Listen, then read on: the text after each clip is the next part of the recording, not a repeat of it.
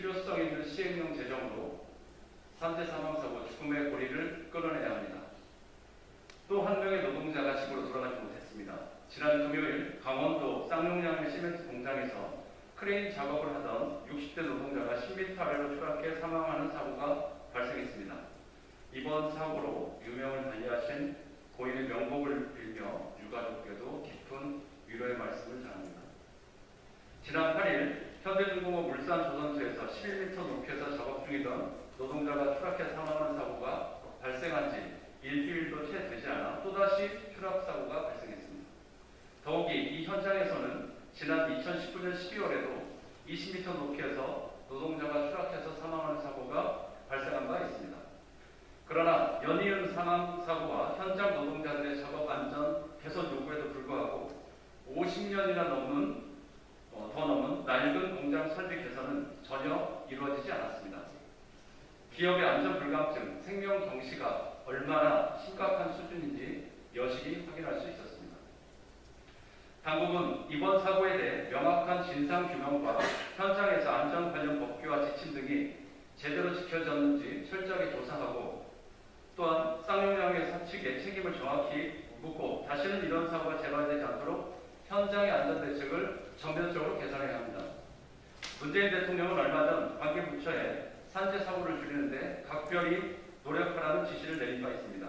그러나 연이어 발생하고 있는 노동자들의 사망사고는 더 이상 말로는 노동 현장의 생명과 안전을 책임질 수 없다는 것을 여실히 보여주고 있습니다. 중대재해법 재개정과 실효성 있는 중대재해법 시행령 제정으로 산재로 인한 죽음의 고리를 끊어낼 수 있다는 것을 명심하기 바랍니다.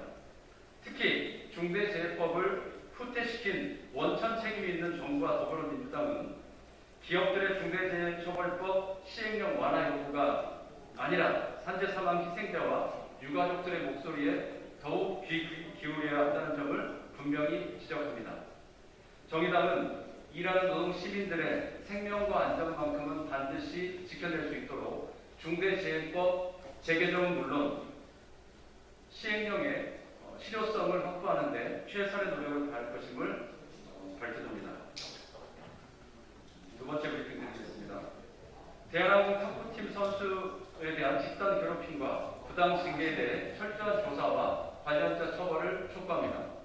대한항공 여자 탁구 실업팀 막내 선수가 집단 괴롭힘과 따돌림을 당해온 것으로 드러났습니다. 해당 선수는 공이나 주먹으로 얼굴을 맞는 등 2년 가까이 집단적인 괴롭힘을 당해왔습니다. 목격자도 있었습니다.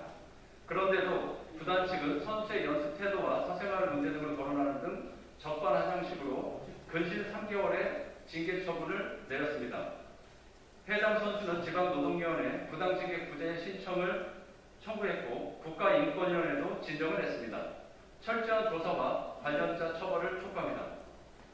체육계에서 폭력과 인권유린 의혹이 있을 때마다 체육단체 지도자의 입장은 마치 한 사람인 것처럼 똑같습니다. 바로 피해자에게 문제가 있었다는 식으로 사건의 원인을 전가하는 것입니다. 선수를 지키고 바른 문화를 만들어가야 할 당사자들이 오히려 집단적이고 조직적으로 인권유린을 강조하고 가담하고 있으니 숱한 방안 마련에도 불구하고 체육계의 폭압적인 문화가 근절되지 않는 것입니다. 어떠한 이유로도 폭력은 정당화될 수 없습니다. 스포츠계의 구조적인 변화를 위해 정의당은 끝까지 피해자와